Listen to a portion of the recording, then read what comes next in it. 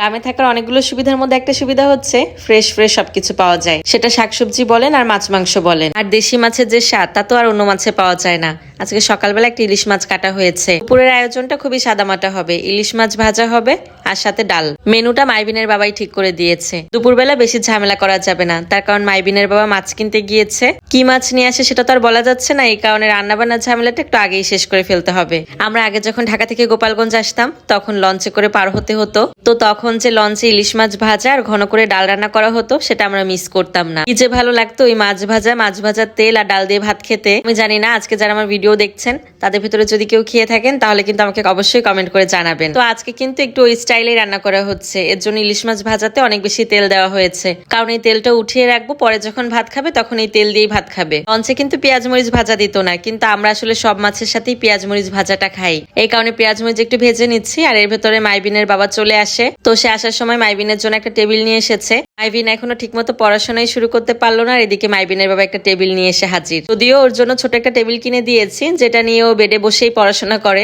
আজকে আবার ওর বাবা বড় একটা টেবিল নিয়ে এসেছে, দেখা যাক এটাতে বসে কিনা। আমার মনে হয় না এটাতেও বসবে এখন, আর একটু বড় হলে তখন কিনলেই ভালো হতো। তো যাই হোক, মাছ কিন্তু ভাজা শেষ, মাছগুলো উঠিয়ে রেখে এখন ডাল বসানো হচ্ছে। ডালটা কিন্তু মাইবিনের বাবাই রান্না করেছিল। ওইদিকে কিন্তু বাজারও করে নিয়ে আসা হয়েছে, তো সেটা বাহিরে রাখা হয়েছে, কারণ আমরা এখনো রান্নাবান্না শেষ করতে পারিনি। ডাল রান্নাটা বসিয়ে দিয়ে তারপর মাছের কাছে যেতে হবে। মাইবিনের বাবা আজকে অনেকদিন পরেই কিছু রান্না করতে এসেছে।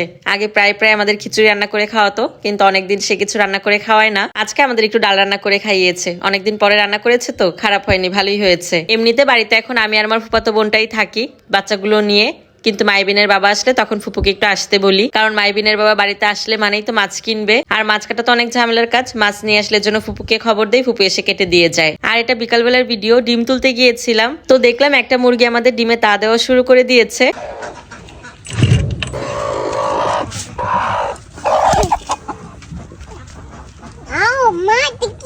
মা এটা ডিম কয়টা ডিম? 2 না 17টা ডিম। গরম আছে, সব গরম আছে, সব গরম। কয়েকদিন আগে কিন্তু একটা ভিডিওতে আপনাদের সাথে শেয়ার করছিলাম যে আমাদের মুরগিগুলো ডিম পাড়া শুরু করেছে। আমাদের 2টা বুড়ো মুরগি আছে, মানে বুড়ো মুরগি বলতে আমি বোঝাচ্ছি যে ওর ডিম আমরা আগেও বসিয়েছি, এই নিয়ে আর কি 4র্থবার হবে। তো ও আবার 17টা ডিম নিয়ে বসেছে, একটা আর আরেকটা এখনো বসেনি। ও হয়তোবা আরো কয়েকটা ডিম পারবে তারপরে বসবে।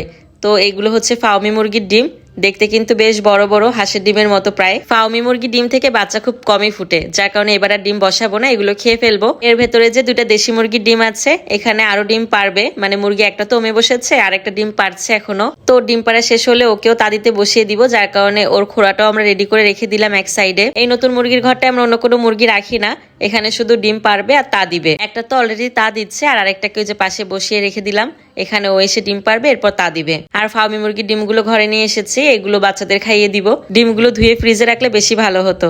তো ভিডিওটা আজকে এখানেই শেষ করে দিচ্ছি, ভালো লাগলে অবশ্যই একটা শেয়ার করে দিবেন। সবাই ভালো থাকবেন, আল্লাহ হাফেজ।